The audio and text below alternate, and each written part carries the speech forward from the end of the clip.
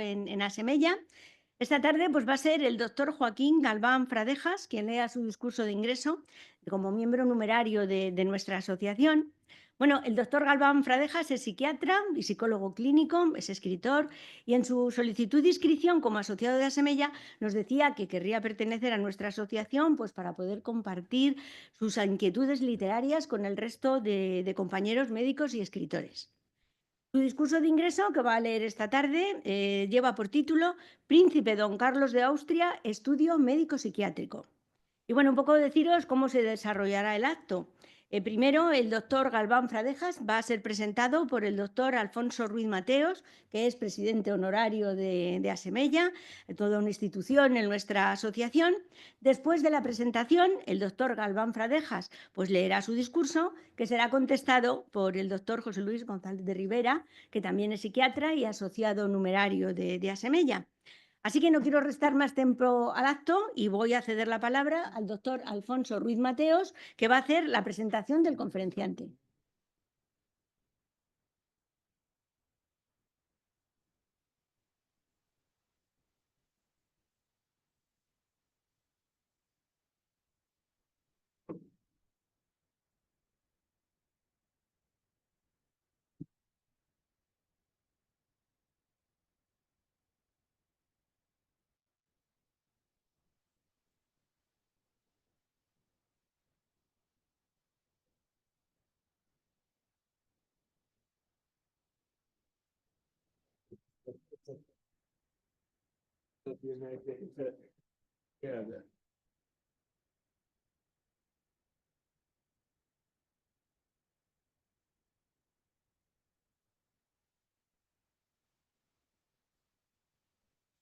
Donde la audición es aquí. Bueno, ¿Me oís bien? Vale. Bueno, no creas. Vamos a ver. Me hace mucha gracia porque me dice Carmen, la presidenta, con todo el cariño del mundo, me dice, más de 5 minutos, ¿no? Me vino la imagen del bueno del obispo de Hipona, ¿no? Cuando estaba con la Conchita, ¿eh? Tratando nada más y nada menos que de que tomar todo el mar y poderlo meter Alfonso María 5 minutitos. Yo me voy como siempre, a obedecer y entonces no tengo más remedio. Imaginaos, hay aquí casi una espasa de la riqueza magnífica de don Joaquín. Ya sabemos, el que no lo sepa es el doctor, bueno, ahora mismo empiezo, porque ha tenido la delicadeza de poner él mismo una página especial después de todo lo que hay aquí y dice, bueno, por si acaso, pero bueno, ya hablaremos y después comentaremos. Y entonces yo comienzo. Ya he dicho lo del obispo de Hipona, San Agustín, tratando de meter nada más que el agua del mar, y a mí se me hace lo mismo, este es el mar, y se me da pues una conchita del mar para ver si puedo meter todo el agua del mar. Como eso es imposible, no tengo más remedio, algo que nunca hago, o algunas veces no hago, o al revés, es que procuro no leer, pero no hay más remedio, porque Carmen lo comprende y todos los que estamos aquí lo comprenden. ¿Me oís bien que puedo elevar más la voz? Tengo afónico con que, pues comenzamos. Joaquín Galván Pradejas, que ha sido el entusiasmo máximo cuando yo me enteré por fin que me llamó y me dice que, bueno, ahí podía estar yo. ¿Cómo no podía estar? Claro, es que estás. Y entonces rápido comienzo, para que veas la riqueza, porque este es un resumen como la Conchita de Hipona. Joaquín Galván Fradejas es natural de Salamanca, nada menos, donde se licenció en medicina con sobresaliente, especialista en psiquiatría y psicólogo clínico por la Universidad Complutense de Madrid, diplomado en heráldica, genealogía y nobiliaria por el Instituto Salazar y Castro del Consejo Superior de Investigaciones Científicas. director del hospital por la Escuela de Dirección y Administración de Hospitales de la Dirección de Sanidad y gerente titulado por el Ministerio de Sanidad, habiendo realizado estudios para la Organización Mundial de la Salud, tanto en Bruselas como en París, sobre la asistencia y prevención de las drogodependencias en Francia, estudio que fue calificado como uno de los mejores recibidos en el Consejo de Europa. Ha sido jefe de la sección de salud mental y psiquiatría de la Administración de Sanidad Nacional, AISNA, profesor y director de la Escuela de Especialización en Psiquiatría de la AISNA, director del Centro de Salud Mental de Cetil y Moratalaz, neuropsiquiatra de la Seguridad Social y de entidades colaboradoras, Telefónica, Talgo, Iberdrola, Unión Fenosa, Tabacalera, Comunidad de Madrid. Sociedades aseguradoras sanitarias de la Comisión de Gestión del Colegio de Mérito, de la Sociedad Española de Psiquiatría y Salud Mental, del Colegio de Eméritos, que casi ha sido él la columna, no quiero hacer comparaciones, pero en fin, él es una de las columnas que en estos momentos el Colegio de Mérito verdaderamente seamos colegios de mérito. La comunidad Sociedades Aseguradoras Sanitarias de la Comisión de Gestión del Colegio de Mérito, aquí me estaba, de la Sociedad Española de Psiquiatría y Salud Mental, habiendo participado en numerosos congresos nacionales e internacionales. Ha colaborado con distintos medios de comunicación audiovisuales y publicado numerosos artículos en prensa escrita, sobre todo, yo creo que más el ABC, ¿no? Y la Gaceta y otros. Eh, publicado y del libro titulado La leyenda negra, que le habéis quitado ahí, la leyenda negra, y habéis puesto nada más que al príncipe Carlos, hijo de Felipe II, como sabéis, ¿no? Que es un campo que verdaderamente para la categoría psiquiátrica y psicológica y antropológica que él tiene, yo comprendo que le llamara la atención y además desde su Salamanca única, y efectivamente ahí anda por ahí el libro, y que ahí lo tenéis lógicamente, doña Carmen tiene ahí algunos, y bueno, ya sabréis lo que tenéis que hacer. Ha colaborado con distintos medios de comunicación audiovisuales y publicado numerosos artículos en prensa escrita, en lo que estaba, y del libro titulado, ha puesto nada más que La leyenda negra del príncipe Don Carlos, porque había un libro que era muy curioso y simpático, que lo ponía al revés. Y pues llegaste tú y hiciste tu libro, que no tiene nada que ver con el otro, y lo pusiste a Dios muy bueno, y ahí se ha quedado. Y entonces el libro La leyenda negra del príncipe Don Carlos, sobre la patología que padeció, colaborando eh, en el tomo homenaje a los 800 de la Universidad de Salamanca, años y dedicado a la evolución de la medicina en los 50 últimos años. Coronel honorario de los Reales Tercios, medalla de oro del Foro de Europa, medalla de oro de la Real Asociación de los Caballeros de Yuste, medalla de Paul Harry. Paul Harry es los Rotarios, la insignia particular de los Rotarios. En Rotary nada más que hay dos plintos, y un plinto es la amistad, y el otro plinto es amistad y servicio. Los respeta todo, o deberían de respetar todo, pero verdaderamente cuando hablamos, pues se puede hablar de todo lo que quiera hablar, pero polemizar nada más que sobre la amistad y el servicio. Lo cumplimos, ¿eh? Lo solemos cumplir. Yo al menos nunca he tenido ningún problema en el mundo rotario. Él tiene su Rotary, ese pecador también los tiene, y gozamos profundamente con ellos. Seguimos adelante, que me he quedado con los zafiros. Pero para ello a lo mejor, es decir,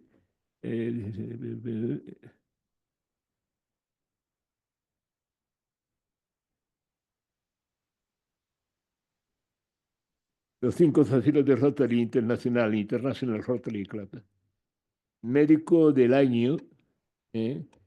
Mutualidad de Artes del Libro, después caballero del Corpus Christi de Toledo, lógicamente. También de investigadores de Toledo y de la Orden María de Hungría y socio de honor de la Sociedad Española de Psiquiatría y Salud Mental. Yo comprendo que esto es lo que ha querido Carmen con toda la, la madurez que tiene, pero no importa este poquito, imposible. Este es un resumen del currículum vitae que dice licenciado con sobresaliente en medicina por la Universidad de Salamanca en el 67. Especialista en psiquiatría, escuela oficial, profesor. Entonces en aquel momento pasaba por allí López Ibor padre. Ya no queda ninguno. Vale. Vamos, queda alguno de los hijos, pero López Ibor entonces estaba ya en la Universidad de Madrid porque fue en el año 69. Prólogo clínico de la Universidad de Madrid, que fue en el 80. Título de gerente de hospitales, Ministerio de Sanidad, también en el 80. Facultativo jefe por oposición de Einstein. Neuropsiquiatra de la Seguridad Social por oposición. Jefe de Centro de Salud Mental y Psiquiatría, Isla. Eso fue en el año 75.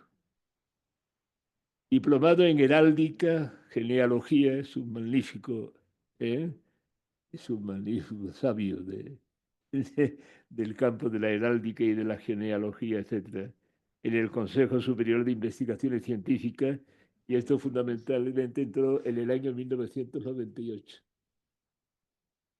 Director de la Escuela de Psiquiatría también de la isla. Profesor de Terapéutica Psiquiátrica, Escuela de Especialización en Psiquiatría, esto fue de ATS. Profesor de Psiquiatría Clínica en la Escuela de Especialización de Psiquiatría, también de ATS. Profesor de Psiquiatría Clínica también en la Escuela de Especialización en Psiquiatría para asistentes sociales.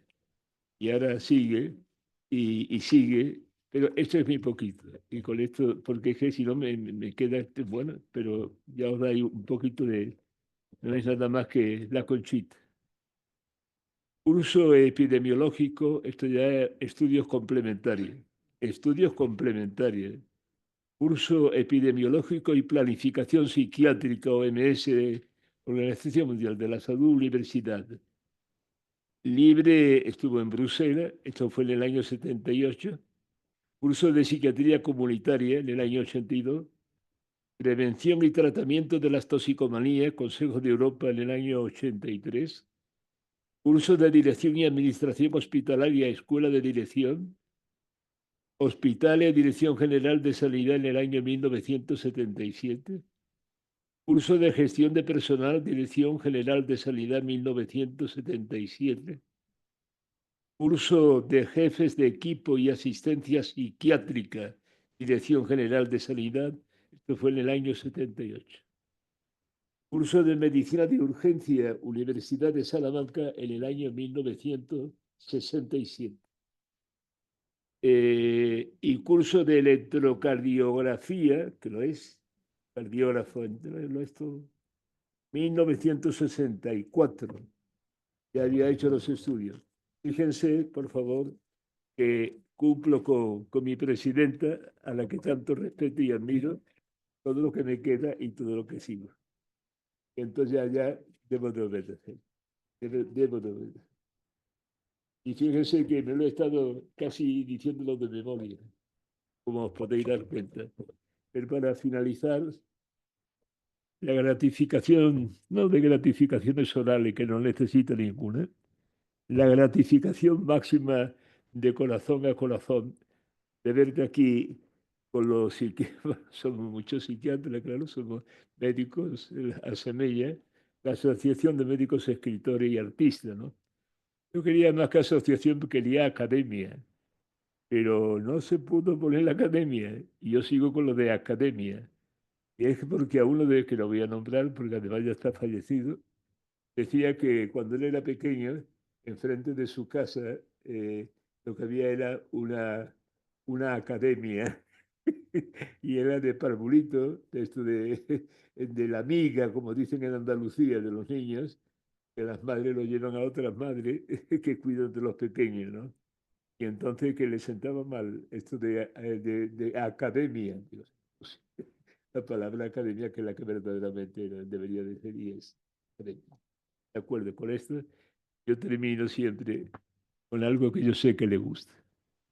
Iba camino del espino, es muy breve, es una décima. Y te la dedico desde lo más profundo de las entrañas del alma, del alma. Eh, Vamos a ver. Es una decimita, ¿eh?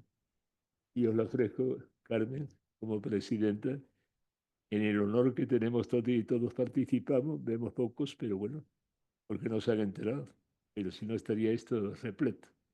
Eh, entonces, con ello termino, y ese es el ósculo que yo, en estos momentos, después de tantos años, quizá uno de los más viejos o el más viejo de aquí, quizá me gane mi gran amigo y secretario perenne, lo que ha hecho nuestro queridísimo y entrañable, está ahí solo, pero está acompañado de todo lo de la familia y de todo el mundo científico, lo que ha trabajado en ese mundo de investigaciones científicas en todos los ámbitos, ¿no?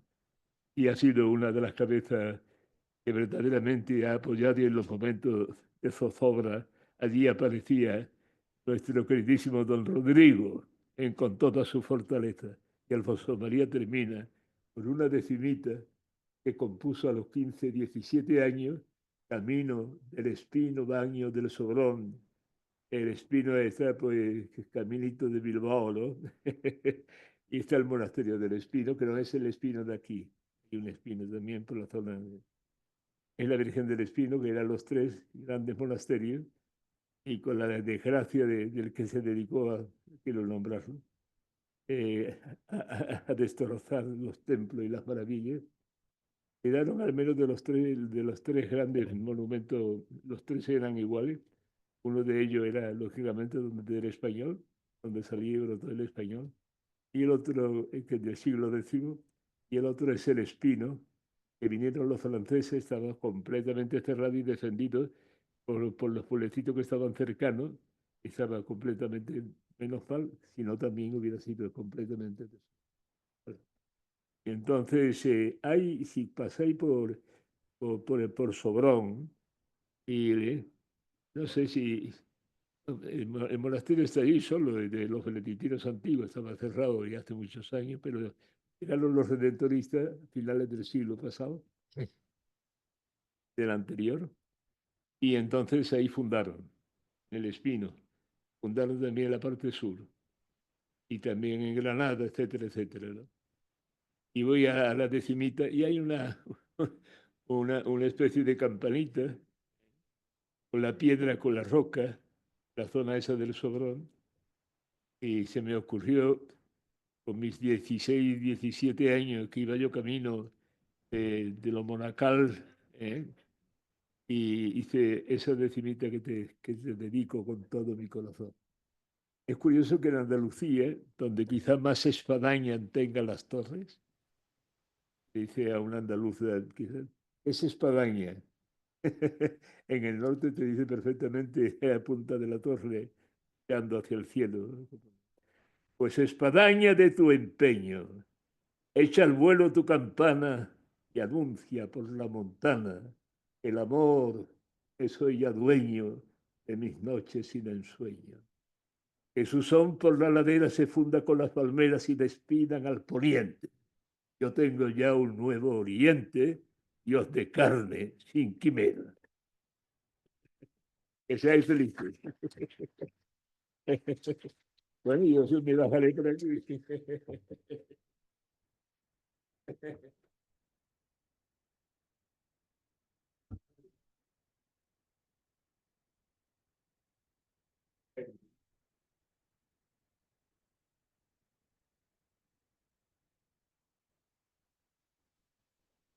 Buenas tardes, querida Presidente, queridos todos de la Junta Rectora de esta asociación. Muchas gracias por prestarme esta ocasión. Y a mi buen amigo Alfonso María Ruiz Mateos, me estaba recordando a Cervantes, cuando hace su primera salida ya, hecho caballero andante, Don Quijote, dice, y el gozo le resumaba por las cinchas de su caballo. Después de haberte oído, creo que tus alabanzas resuman por las cinchas de nuestra amistad. Muchas gracias. Y dicho esto, si me lo permitís, voy a dar comienzo a la charla sobre mi querido príncipe don Carlos de Austria. Perfecto. Aquí tenéis un retrato del príncipe Carlos de Austria, hijo de Felipe II, bien digo, y es un retrato de Sánchez Coello en el cual algunos escritores dicen que se le ve su defecto físico, psíquico. Yo la verdad solo veo un retrato, pero bueno, algunos ante un retrato sacan grandes conclusiones. ¿Por qué me he fijado yo en este personaje? Hay diversos diagnósticos que después veremos que son la mar de dispares. Eso, por una parte, ya sembró en mí la duda de quién pudiera o no tener razón. Después es una de las figuras de la leyenda negra española. Entonces, con esto me entraron grandes inquietudes por saber algo más y recopilé toda la bibliografía que tuve a mi alcance. Incluso quise ir a la Biblioteca Nacional de la que había sido socio, pero no me permitieron entrar porque era solo para investigadores. Yo no sé qué estaba haciendo yo, pero bueno. Y parece que apagar esto. Aquí está. Lo estructuro prácticamente como si fuese una historia clínica. Lo primero, busco antecedentes familiares y aquí tenemos el árbol genealógico, el príncipe don Carlos a la izquierda en rojo. Me remonto a padres, abuelos, bisabuelos y trastarabuelos. Pongo en rojo las figuras aquellas que psiquiátricamente están más que demostradas la patología que tuvieron. Vamos a pasar un poco por alto, desde su bisabuela Juana la Loca, etc. Y por aquí los mismos, el mismo árbol genealógico, pero referente a su madre María de Portugal. La importancia de esta historia clínica es que cualquiera de nosotros tenemos 8 bisabuelos. Él, por la política que hubo en la Casa de Austria de casar unos con otros, de sus 8 bisabuelos solo tuvo 4. De 16 tatarabuelos se quedaron en 6 y de 32 tatarabuelos se quedaron en 12. Entonces, un gen que pudiera haber habido, aunque fuera recesivo, nos encontramos que con esa falta de apertura genealógica, esos genes recesivos, es muy fácil que aparecieran en el personaje. Como antecedentes familiares, recordar que Felipe II se casa con María de Portugal cuando ambos tienen exclusivamente 16 años. Son primos carnales por partida doble y incluso ella no había llegado a la menarquia. La someten a diversos tratamientos y por fin tiene la regla. Este edificio es la casa de Solís en Salamanca. Se nota que soy de Salamanca porque hago referencia varias veces a ello, donde se celebran las bodas civiles. A continuación, la boda religiosa se celebra en la catedral románica. Este es el altar, el juicio final arriba, la vida. Bien, vamos a pasar un poco de prisa. Se queda embarazada en noviembre del 44 y tiene un parto el 8 de julio de 1545 que dura más de 48 horas. En la historia de Menéndez Pidal lo califica que queda en el lecho un niño canijo, pequeño, desvalido y con deformación del cráneo. El 12 de julio, 4 días más tarde, fallece la princesa. Y aquí tenemos un ejemplo de la medicina de aquel momento. Parece ser que murió porque le cambiaron la camisa precozmente. Otros aseguran que fue por comerse un limón. Todo esto puede ser su causa de muerte. Aquí cito el autor que lo menciona y parece ser que la pobrecilla debió sufrir una infección puerperal.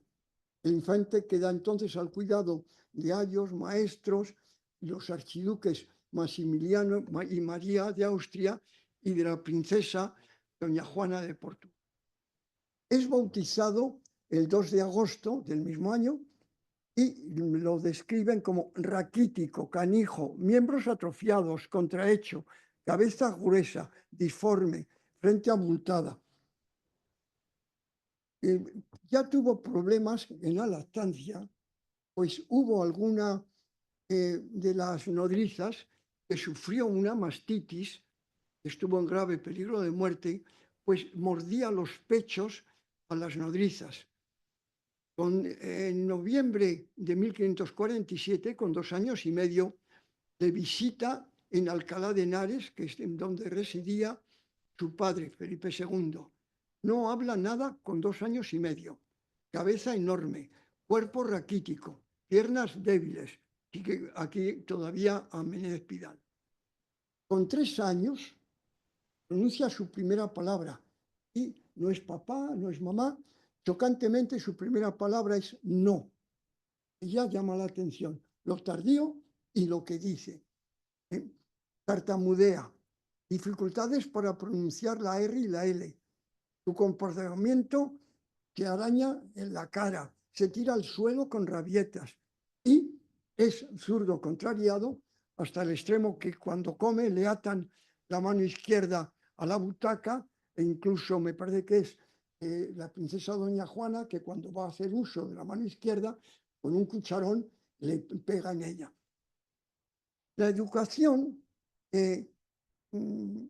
tiene como preceptor a Fray Juan de Matienzo y a una figura del momento, Honorato Juan.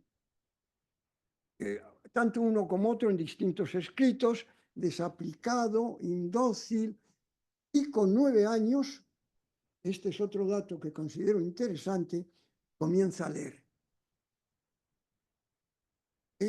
Un dato que a mi juicio es importantísimo, en 1550 estaba enfermo, tenía 4 años y medio, y le dan medicinas. No matéis al niño, no puede más el niño. Con 7 años, cuando le separan de la princesa doña Juana y se va, dice, ¿qué va a ser del niño? Solo su abuelo, Carlos V, en Alemania, su padre en las Cortes, cito ahí también La Fuente. Cuando el emperador que se embarca en Flesinga y viene hacia Yuste y desembarca en Laredo, entonces tiene el príncipe, todavía infante, 11 años. y quiere ir a conocer a su abuelo. Efectivamente le conoce y la impresión que le causa Carlos V es aspecto atrasado y anormal. Lo achaca quizá a una defectuosa educación. Tenía los mejores preceptores del momento. Piensa que quizá convendría encerrarlo en Tordesillas como a Juana la Loca. Dice que le reprende su conducta. Traía el emperador una estufa para los viajes y le encapricha al príncipe, al infante, insisto, que la quiere y ya harto le dice, cuando me muera la tendrás. Otra de las discusiones que tiene y que da lugar a, a la interpretación de la persona que tiene el emperador es que discute con él cuando el emperador tiene que hacer una retirada en una batalla, la batalla de Eastwood. Yo nunca me hubiera retirado. Aquí cito a Cabrera, y el mismo Carlos I, dada el aspecto que tenía y el comportamiento defectuoso, se niega a que salga de España. Aquí tenemos una efigie del emperador Carlos V.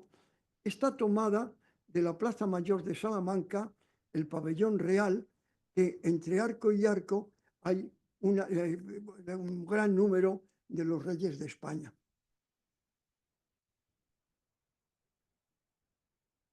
Esta es la vida que llevaba. Vamos a pasar un poco por encima, no quiero pasarme de tiempo.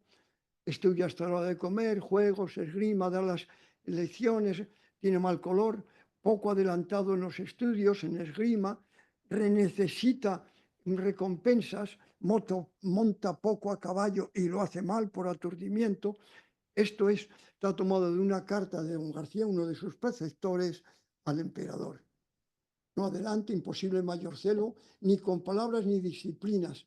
Badoero era embajador de la República de Venecia, dice que es de débil complexión, que es cruel, asa las liebres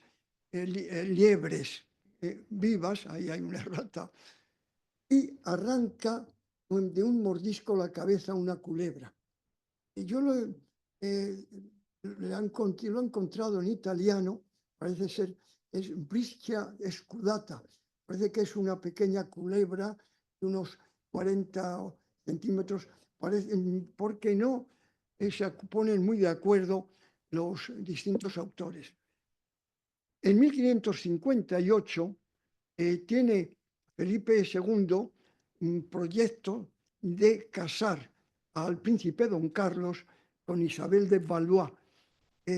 Isabel de Valois era hija de Catalina de Médicis, pero Montmorency, que es quien gestiona todo en el tratado de no me viene, no me acuerdo, viene bien la palabra, manipula todo y hace que Felipe II se case con Isabel de Valois. Este es otro dato importante porque había sido la prometida, son más o menos parejos de edad, de Isabel, del príncipe Carlos. A don Carlos entonces le destinan para Margarita Valois. Margarita Valois es la pequeña de Enrique II y Catalina de Médicis, que casa posteriormente con Enrique el Bearnés, que era hijo de Juana de Albret y que era el pretendiente al trono de Navarra del reino navarro de Francia. Es precisamente, los que hayáis leído Alejandro Dumas, hace que sea Margarita de Valois quien lo esconde en su habitación porque le buscaban para matarle por ser precisamente hugonote en la noche de... Bueno, tampoco me viene el nombre. La famosa noche en la cual asesinan a miles de herejes en Francia. Y es precisamente Enrique IV de Borbón, Enrique IV, el famoso de París bien vale una misa, cuando para hacerse con el trono se pasa al catolicismo. Entonces, primero casarse con Isabel de Valois, después con Margarita de Valois, posteriormente con su prima Ana de Austria. También se piensa casarle con María Estuardo. Todos ellos son descartados, e incluso con su tía Juana, que había sido reina de Portugal, viuda de Juan III, pero él la rechaza por ser mujer ya probada. Aquí ya tenemos a Catalina de Médicis, en fin, parece Cuartanas, le confieren el toisón de oro. Otro dato, a mi juicio importante, Isabel de Valois llega a España para casarse con Felipe II y se conocen en el Palacio del Infantado, y es, creo, Brantôme. Brantôme era el embajador de la corte francesa en España. Es Brantôme quien dice que se fijan uno en el otro, imposible. Don Carlos permanece con Cuartanas en Toledo. No solo no se conocen allí, sino que no ve a Isabel hasta que días más tarde llega a Toledo Isabel de Valois. Juan, no sabemos qué pensaría de aquel mozo escrofuloso, renqueante, ojeaba, medio idiota, casi incapaz del diálogo.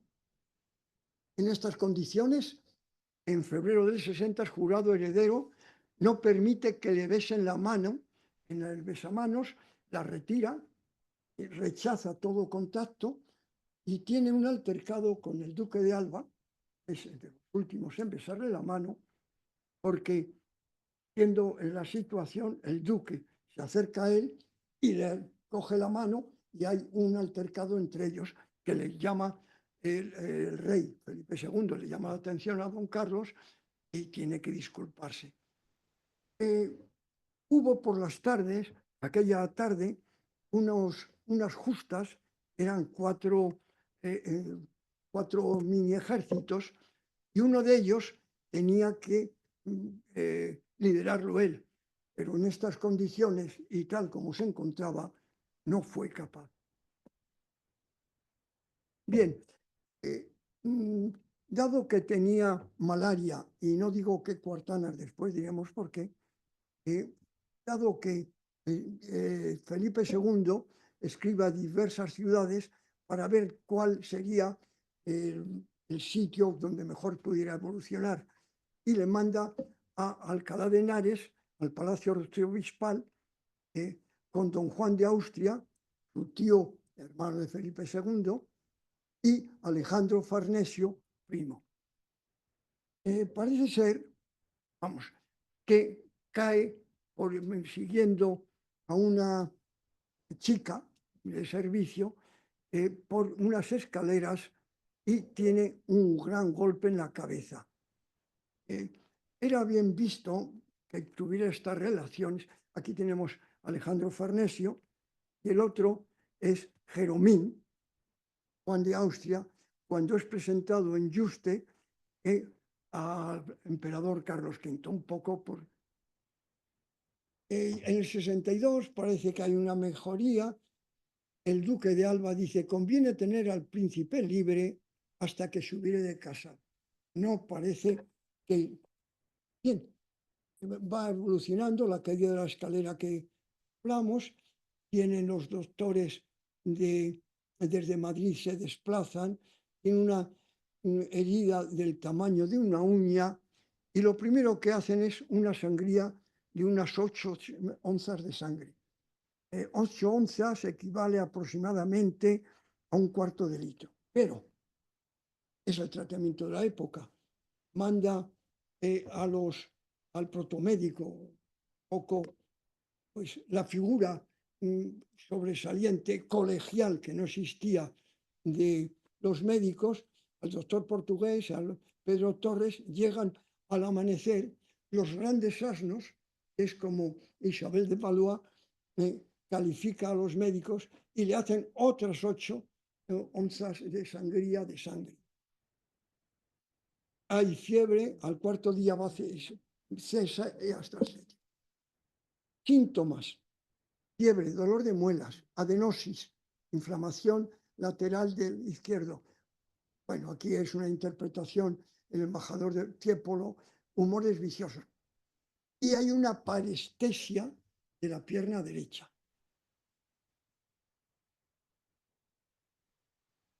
El doctor Daza, una figura del momento, habla de que tiene una fiebre elevada, le hace una incisión triangular en la herida y tenemos, es un poco forma de triángulo isósceles, solo ve lesión del periósteo. Felipe II parte a Alcalá con Vesalio, con Duque de Alba, con el príncipe de... Fiebre alta, vómitos, insomnio, inflamación del rostro y del bulbo ocular, parálisis del miembro inferior izquierdo e infección. Rogativas, se le administran los santos sacramentos. Bueno, vamos a avanzar un poquito. El 5 de mayo está delirante y le dan 3 o 4 horas de vida. Vesalio portugués y Daza deciden hacerle una trepanación, observan un poco de sangre, pero no ven nada más.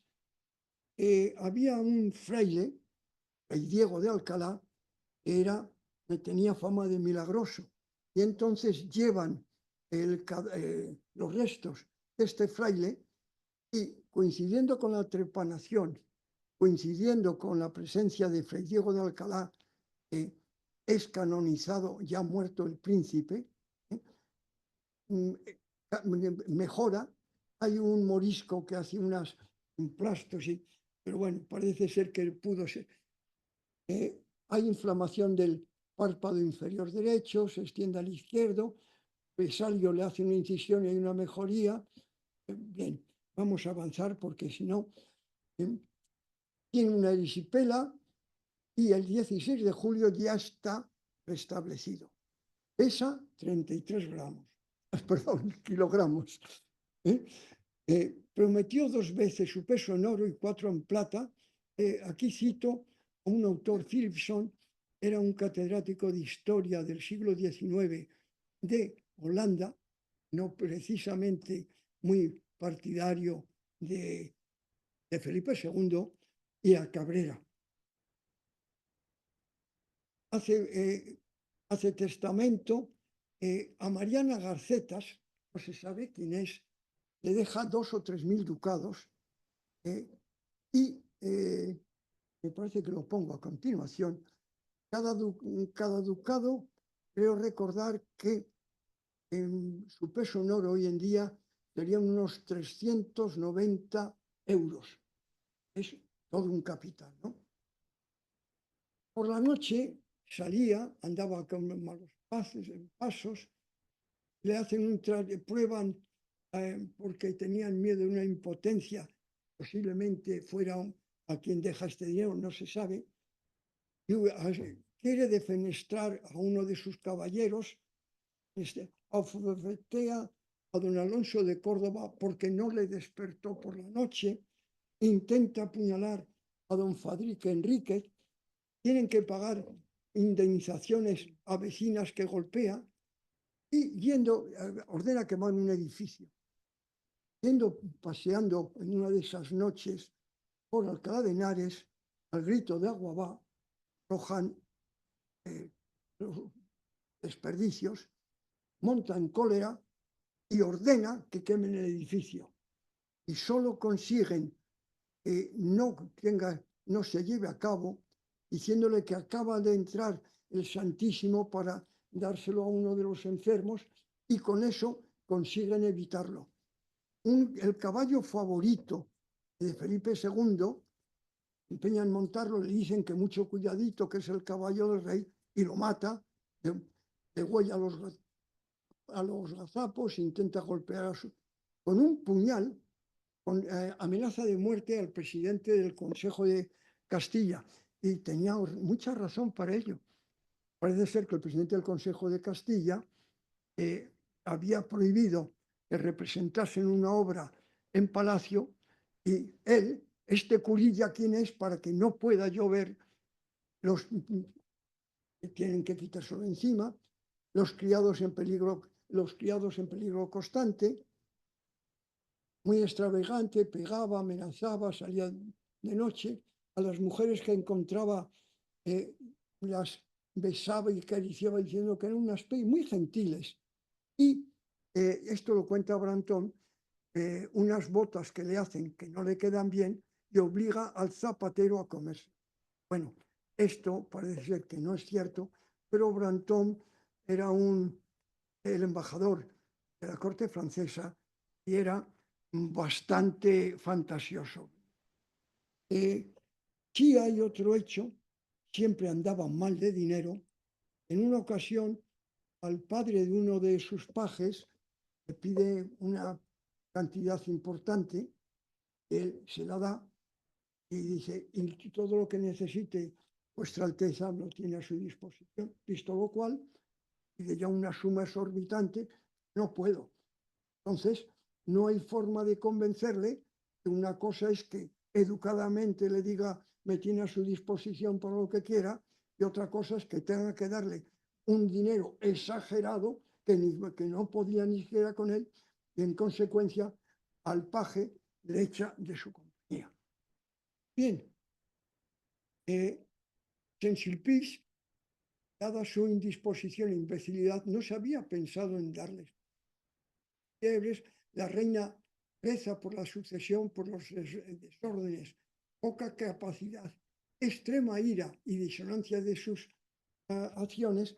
Y hay aquí una cosa importante, que es el conde d'Egmont y los marqueses de Montigny y Vega. Son los cabecillas de la rebelión de las Provincias Unidas. Hay contacto con ellos. En otra ocasión está reunido el Consejo de Castilla y como no le han dejado entrar, se pone a mirar y a oír por la cerradura, le llama la atención, y hay otro nuevo altercado, nace la infanta Isabel Clara Eugenia y le faltan fuerzas para llevarla a bautizar como era lo previsto. Entonces, dado los problemas que había en los Países Bajos, Felipe II manda al duque de Alba a través del camino. El camino español era un camino, como no, había problemas para ir por mar, por el Cantábrico, el Canal de la Mancha, Inglaterra, los Países Bajos. Entonces deciden auxiliar a las tropas allí, que hay allí, mandándolas a través del milanesado, el ducado de Borgoña, hasta los condados de Flandes. Bien, esto lo inaugura el duque de Alba, pero como el príncipe don Carlos pretendía ir allí como representante real a gobernar, no lo tolera e intenta matar al duque de Alba hasta que les separan. En diciembre del 66 se reúnen las Cortes. Entonces conceden unos dineros para los ejércitos que tienen que movilizar y dicen que se quede en Castilla el príncipe. Entonces va a las Cortes, amenaza a los diputados y dice que serán sus enemigos aquellos que voten en contra de que él vaya o que insistan en con quién tienen que casarse, que quiénes son ellos para decirle. Se arma otro escándalo. La prueba de virilidad que os decía hace un momento, como dineros que cuestan, un regalo a una doncella de 12.000 euros, compra en 10.000 ducados, he dicho euros, un adorno que solo vale 7, compre un diamante por 12.000 y siempre anduvo escaso de dinero. En el libro lo cito, estaba más que ampliamente dotado económicamente. Entonces, tenemos unos datos que es, primero, el viaje a los Países Bajos, segundo, la boda de Ana de Austria, contactos con los reyes, condes rebeldes y la solicitud de medios económicos. Manda cartas a todas estas personas diciendo que como su padre le tiene ahí postergado, va a una decisión. El 27 de diciembre del 67, el día 28, el Día de los Inocentes, había indulgencia plenaria y entonces quiere ganarla y cuando se confiesa dice que quiere matar a un hombre, rey nada menos, porque le tiene postergado, no puede casarse, etcétera, etcétera. Y entonces, como le dicen que no le pueden dar la solución en estas condiciones, pide que le den de comulgar con una forma sin consagrar. Niegan, pero él ya había pedido a don Juan de Austria que le tuviera galeras en Cartagena para cruzar hacia Milán. Y a Raimundo de Tasis, que era el jefe de los caballos de posta, que se lo tuvieran preparado. En estas condiciones, ya el 18 de enero, el rey tiene que recluirle en prisión en una de las torres del Alcázar. Este es el sepulcro de don Fernando Álvarez de Toledo y Pimentel, tercer duque de Alba, en el convento de San Esteban de los dominicos de Somón. Arriba están sus armas, aderezado en blanco y azul. Una vez recluido, decide morir de hambre, demacrado, se teme por su vida, le visita al rey, se recupera. Aquí hay otro punto interesante. Hay un escrito de un personaje del siglo XVII que aparece en el siglo XVIII, según el cual es sometido a juicio y degollado el 23 de febrero. George Parker, el mejor biógrafo de Felipe II, lo niega, y la Real Academia de la Historia también. Es más, cuando a principio del siglo XVIII se abre su sepulcro, se encuentra que no está, los restos, no hay nada. Bueno, intenta suicidarse, pide perdón a su padre, come desafortunadamente, llega a su habitación. Y aquí hay ya finalmente, el cuadro final es que tras haber comido exageradamente, hay un embajador que dice que no tiene fuerza más que en los dientes, comía desaforadamente, hace un cuadro con vómitos, disentería, tradúzcase diarrea, y los médicos, hay que enjuiciarlo en su momento, le dan una purga. Un enfermo con gastroenteritis purgan, ello ya fue su sentencia de muerte. No es un asesinato, es un desconocimiento. Y en la noche del 23 al 24 de julio está deseando llegar, sintiéndose morir, llegar a la víspera de Santiago, del que era muy devoto. Antes de morir, efectivamente, en la madrugada del 24, fallece tras pedir perdón. Este es el escudo del príncipe. Felipe II decide poner las armas en su velatorio y vaya,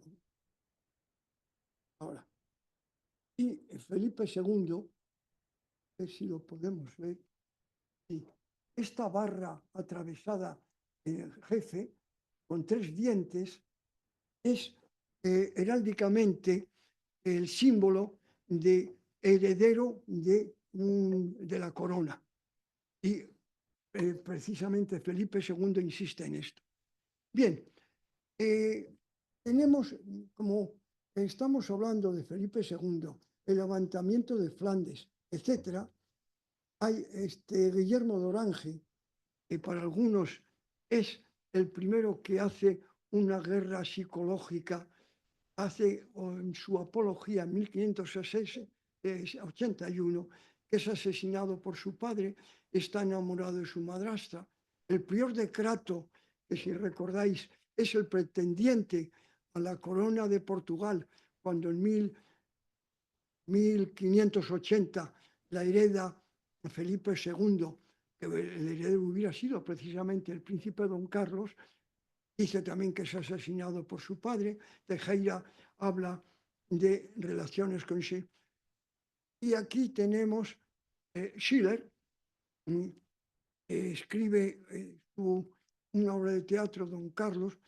En el primer acto, mismo que el Don Carlos de Verdi, la ópera, hace que transcurra en París, donde conoce a Ana de Austria, perdón, conoce a Ana de Valois. ¿Qué sucede? Nunca salió de Castilla. Todo es, incluso antes con Antón Cortés le hacemos eso. Viendo todo esto, he querido hacer, si me extiendo, por favor, he querido hacer, supongo, aplicarle un test de Apgar para ver la viabilidad del recién nacido. La frecuencia cardíaca no la conocemos. La respiración tardó en llorar. El tono muscular queda en la cama inmóvil. Respuesta a los estímulos, ninguna. Coloración de la piel, total. Dándole, suponiendo que la frecuencia cardíaca fuera suficiente, la puntuación variaría de 4 a 6 puntos. La viabilidad está entre 3 y 6. Como veis, Parker, infancia con carencias afectivas, huérfano, el padre ausente, raquítico. Raquítico es posible porque no hay más datos, quizá por carencia de vitamina B, canijo. Sus primeras palabras, lo hemos dicho antes, con 1 año. Lectoescritura con 9. Zurdo, tartamudeo. Pronuncia mal la R y la L. Y se refiere, como hemos dicho, a sí mismo en tercera persona. Invierte el orden de las palabras. Había suprimido yo algunas diapositivas, pero no las que te mandé. Bien, mal aprovechamiento. En abril, el traumatismo craneal, edema, fiebre, vómitos, parálisis, hipertensión endocranial. Tuvo una erisipela, accesos de ira, agresividad incontrolada, crueldad, zapos, caballos. Bueno, todo esto es el diagnósticos y aquí es donde yo entré. Para Jerónimo Moragas es un oligofrénico y psicópata. Más bien, pienso que su debilidad mental le hizo tener una conducta más o menos psicopática, más que ser un auténtico psicópata. Para Walsh, padece epilepsia. Es de los que, tras ver un cuadro, tiene un aspecto epiléptico. No. También se habla de que Carlos V pudo tenerla, puede. Y para don Antonio Vallejo Nájera es una esquizofrenia paranoide. Entonces, yo me planteo, ¿es una esquizofrenia? ¿Es un esquizofrénico, un oligofrénico? Había una disparidad, a mi juicio, bastante importante en los diagnósticos. Y entonces pensé que pudiera ser una esquizofrenia injertada en un oligofrénico. Pero el mismo Jerónimo Moragas dice que es algo muy raro. Hemos hablado de que tenía malaria, padecía de la malaria. Unos hablan de cuartanas, otros de terciana, no es lo mismo. Fuese el Plasmodium malariae o el vivas, el caso es que tenía malaria. El erisipela, accesos de ira. Bueno, vamos a irnos saltando. Oligofrenia, diagnóstico, anoxia intraparto, lectura a los 9 años. Lo normal un niño que empiece a leer a los 6. Si intentamos hacer el cociente intelectual, nos da 0,66. Casi está en el límite con el borderline, el cociente 68. Posiblemente tuviera un déficit intelectual. Deambulación y lenguaje tardío, mal juicio y mal aprendizaje, independencia a su cuidado personal, pero aprende a leer y a cociente intelectual posiblemente próximo 38. Esquizofrenia paranoide, también es en lo que posiblemente Vallejo Nájera padre se fijara para hacer el diagnóstico de esquizofrenia paranoide. Teniendo en cuenta, como hemos hablado, que se le quiere casar con uno, no se le deja, con otro, que no se le deja. Quiere gobernar, le meten en uno de los consejos y tienen que rectificar muchas de sus decisiones. Entonces, han ido cortándole las alas. Entonces, llega a la conclusión de que su padre no quiere que se case porque no quiere que herede la corona. Entonces, es un trastorno delirante de persecución, o más bien, yo pienso que es una idea sobrevalorada, dada las incidencias. La habilidad emocional, cambios bruscos de bueno, alteraciones del lenguaje. Aquí tenemos, aquí se ve muy bien cómo escribe. Es la carta que dirige al emperador Carlos V cuando viene hacia Yuste, pidiéndole permiso para visitarle en este encuentro que dijimos que había tenido, que sí pensaba encerrarle en Tordesillas, y escribe: muy humilde hijo de vuestra majestad el príncipe. Aquí tiene 11 años. Y esta firma que vemos a continuación es la que hace en su testamento. Hay un claro deterioro en cuanto a la escritura. Posiblemente sea como consecuencia del accidente cerebral que tuvo. Cito aquí a Bleuler.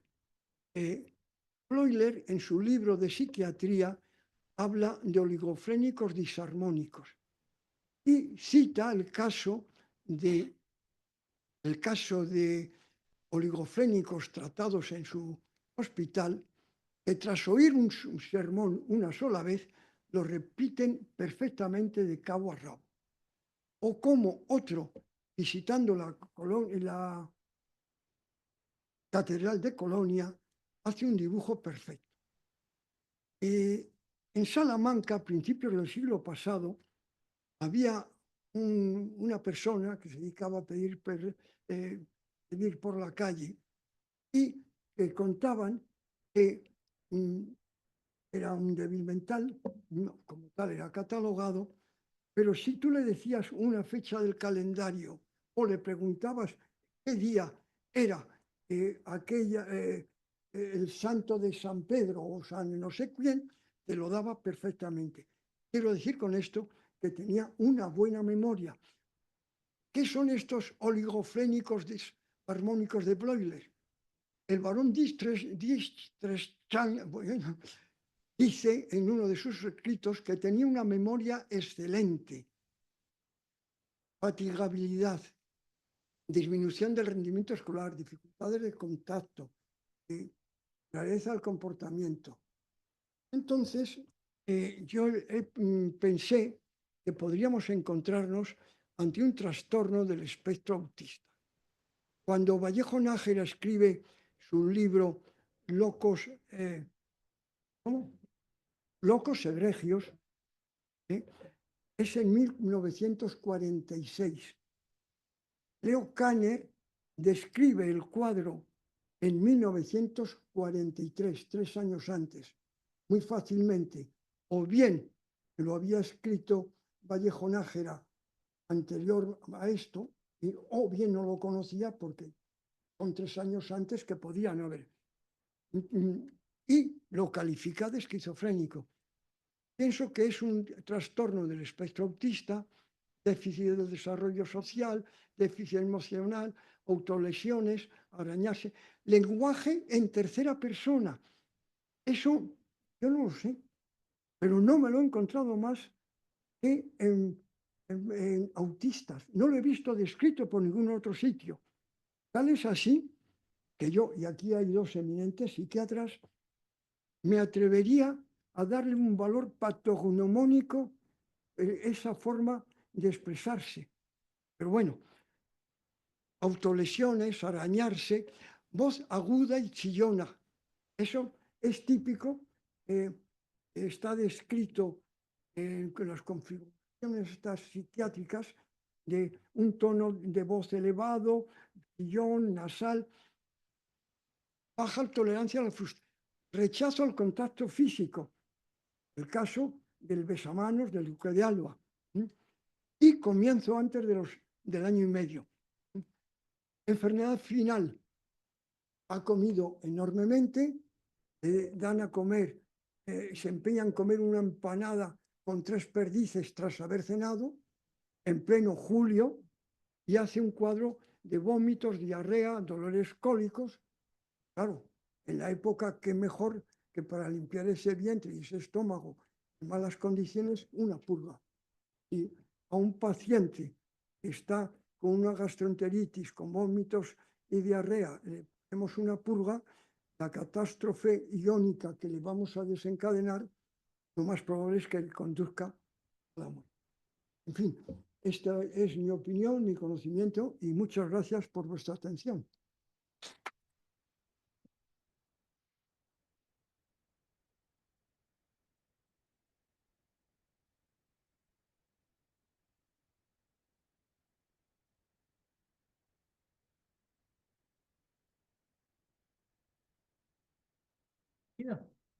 La Asociación de Médicos, Doctores y Artistas, la cual estás ampliamente cualificado en las dos dimensiones de las que se ocupa esta asociación.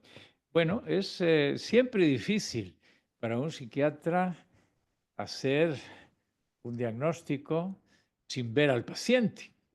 Eso tiene doble mérito. Uno es el hacer el diagnóstico y otro el tener que guiarse por instrumentos que no estaban mecanografiados debidamente. Obviamente, los escritos de la época eran difíciles de leer. Yo me pregunto si hubiera sido una buena idea, quizás se haya hecho, el hacerle un estudio grafológico a los escritos que dejó el príncipe Carlos. Tenemos su firma, está el dibujo que nos has presentado.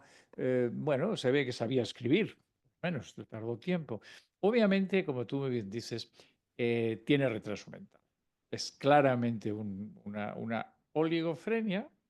Simplemente quiere decir que su desarrollo no es todo lo bueno que podría ser. No solo es tardío. Sin embargo, hay bastantes cosas que ha señalado que son muy interesantes. No encaja mucho con obviamente falta de empatía, falta de consideración con los demás, una absurda manera de rebelarse y de castigar a quien le ofende o a quien no le sirve debidamente, lo cual indica crueldad y además indica que no es consciente de las consecuencias de sus actos, no sabe lo que quiere decir quemar un edificio. ¿Sabes? Según te oí hablar, yo recordaba, me lo imaginaba jugando a los videojuegos, en los que los niños matan gente y les ganan puntos por cada tanque que destruyen y por cada bomba que tiran y todo eso, se divierten, se lo pasan muy bien, conscientes de que no hay una empatía, no hay una relación humana. Yo pensaba, este príncipe Carlos vivía en un mundo de videojuegos, no sabía realmente lo que era la existencia. Y sin embargo, por otra parte, ha señalado una extraordinaria, podríamos decir, diferencia con su amor o su interés por las chicas. Esta las perseguía, las seguía, las buscaba.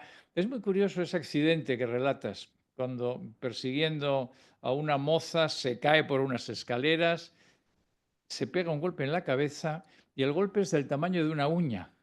Una uña es poquita cosa. Entonces, ¿cómo ese golpe tan pequeño pudo hacerle tanta? Bueno, seguramente seguiría una infección. Era una escalera de servicio en un sitio que quizá estuviera mal limpio. No pudo ser un tétanos, pero pudo ser alguna otra infección terrible. Pero cuando ocurre esa infección, después no está claro si esa infección, esa enfermedad tan grave aumentó o hizo variar de alguna manera su patología. Parece que sí, parece que empeora, ya llueve sobre mojado con el pobre príncipe Carlos. Es obviamente el diagnóstico de esquizofrenia que hace Vallejo Nájera es un diagnóstico que podríamos decir paraguas, que sirve para todo, lo que es raro, lo que es extraordinario, lo que es una cosa que no encaja, esa falta de civilidad. Sin embargo, no tiene rasgos esquizofrénicos por ningún lado, no parece que tenga delirios, no parece que tenga alucinaciones. Él tiene una interpretación de la realidad que parece correcta. Lo que pasa es que él no ve la realidad como es, la ve de otra manera, pero obviamente tiene razón, que su padre no le deja casarse, tiene razón que no le dejan gobernar, tiene razón, y no es consciente de su estado, no es consciente de su enfermedad. Tiene lo que los psiquiatras llamamos nada de insight, pobre conciencia o nula conciencia de enfermedad. Él no se encuentra enfermo. Llama mucho la atención digamos, la cultura de la época, la educación de la época. Por un lado, debe ser sumamente difícil educar a un niño así, y más si es príncipe, porque encima no le pueden castigar, no le pueden censurar. No está claro si los cuidadores le pueden castigar o él es el que castiga a los cuidadores. Es una situación sumamente difícil. Seguramente tuvo una mala educación. No lo has dicho, pero ha quedado claramente implicado que era un mal educado, entre otras cosas, ¿no? Es una pena y lo enmarcas muy apropiadamente dentro de la leyenda negra, porque la leyenda negra echan el ascua a la cosa más denigrante que puede ser, y es que su padre lo mató porque él quiso independizar los Países Bajos y liberar, mejor dicho, no independizar, liberar a los Países Bajos, con lo cual sería un héroe antiimperialista. Está bien, pero luego la historia demuestra que no tenía capacidad ni para rebelarse ni para seguir. Bien, me ha gustado mucho. Has hecho una magnífica descripción, no solo psiquiátrica, sino médica, con los escritos de la época. Es curioso cómo ha avanzado la medicina, pensando en cómo trataban. Se supone que este príncipe tenía el mejor tratamiento eh, posible en Europa, que es decir, en el mundo. Era el mejor tratamiento posible. Y de lo único que sabemos de ese tratamiento es que le sangraban. Sí, había un importante médico, Broussais, desde 1800, es mucho más tardío, pero que se decía de él que había derramado más sangre que Napoleón. A todo el mundo le sangraba para quitarle la mala sangre. Qué pena la dificultad. Todavía está muy difícil hacer un diagnóstico que está pensado para gente sin déficits o sin lesiones cerebrales en una persona que obviamente tiene lesiones cerebrales. Este niño nació mal. ¿Por qué? Porque tenía un defecto genético, como tú has apuntado en las relaciones familiares de consanguinidad. Claro, la consanguinidad quiere decir que los genes recesivos, hay algunos genes que medio gen no enfermas, pero si tienes el otro medio gen, sí enfermas. Entonces, los genes recesivos son más fáciles de juntar cuando son parientes, son padres consanguíneos, lo cual en los austrias era una costumbre bastante. Sin embargo, también en muchos países y en muchos sitios, la gente normal, la gente del pueblo, es consanguínea. Hay lugares, hay las islas, por ejemplo. Estoy pensando en una isla que conozco bien y que me es muy querida, la isla de La Palma, en Canarias, donde es un desterrado. Entonces la gente no tiene más remedio que casarse unos con otros, pues no tienen esa, como has dicho, es la palabra que me ha gustado, esa apertura genética, ¿no? La apertura genética y sin embargo es una isla que ha dado mucha gente notable Entre ellos, las señoras me dirán el nombre, que yo no lo recuerdo, un famoso zapatero, el que fabrica los Manolos, Bladnik es de La Palma. Manolo Blahnik es de La Palma, pero se llama Manolo. Y Blahnik, que es su padre, debía de ser que era alemán o algo parecido. Y como ese y otros personajes que son consanguíneos. Bueno, no lo sé. Claramente, claro, si uno tiene medio gen genial y se encuentra con otro medio gen genial, pues ocurre exactamente lo contrario. Hay un problema genético en el príncipe Carlos y hay un problema en el parto. La madre murió del parto. Seguramente fue un parto difícil. Seguramente. Exacto. Pudo haber una lesión encima añadida a el trastorno genético. Creo que has hecho un estudio patográfico muy minucioso y es una pena que no te dejaran entrar en la Biblioteca Nacional. Eso tenías que haber peleado y dicho, ¿cómo que yo no soy investigador? Pues soy doctor y estoy investigando la historia.